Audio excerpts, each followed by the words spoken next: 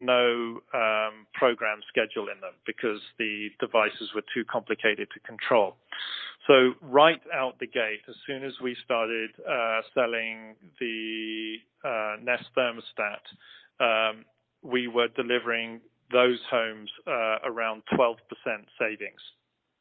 We then went on and introduced an additional algorithm which trains the household to get comfortable with half a degree Celsius lower average set point temperature. And it's a very carefully controlled 3-week algorithm. Think of it as sort of taking your car to be serviced once a year. We would do this once a year before the heating season starts, and just train the learnt 7-day schedule of set points to lower gradually over 3 weeks to half a degree Celsius lower.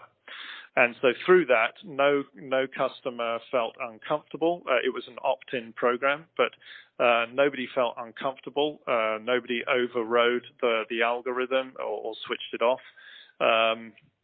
And that then delivered an additional 5% on top of the 12%. Okay, it's impressive. Okay, and because I had a Nest as well, and a question I always wondered, because I thought it was very easy to use, great, etc. One of the things I always could complain about, or let's say, or thought it could do more, is that the Nests are typically placed in your living rooms or or in the kitchen, something like that. But the rooms which might consume a lot of energy, as also the rooms for children, the bathrooms, etc. And so with more complex solutions, you might have more thermostats in different rooms that can really regulate energy, in different rooms the temperature. But if you only regulate the living room, which, for instance, in my home was large and not very well, or sorry? Yeah, it's not isolated correctly. It would always say that it should be warmer, but then in the rooms it's too warm. So with a system which is, in a sense, good because it's simple, how can you manage to make the right savings without having a complex system? Yeah, I mean, I think that was another challenge for us with European housing stock, particularly older homes or larger homes with solid walls and with poor insulation, or with antiquated heating systems that we were being attached to. Doing zone control like you can do in homes in North America is just much more complicated, because you're essentially marrying two systems. You've got the valves on the end of each radiator, and then you've got the central boiling system, and in some cases there's even a third system, which is where the hot water is feeding wall-mounted towel racks in bathrooms, and we Nest, the European version of Nest, it has hot water control, but no thermostatic reading of, say, the bathroom, for example.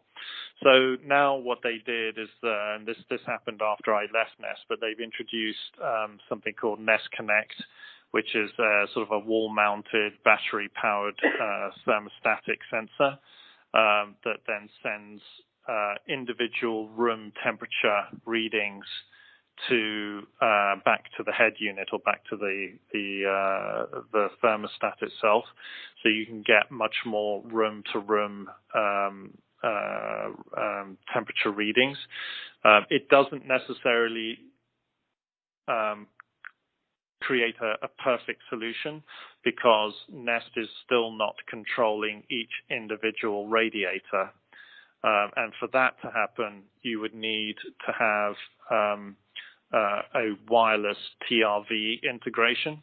So TRV is a thermostatic radiator valve, and then you can truly have both room-to-room temperature reading and room-to-room control. So yes, that was a big battle I had to fight. There is so much savings to be done with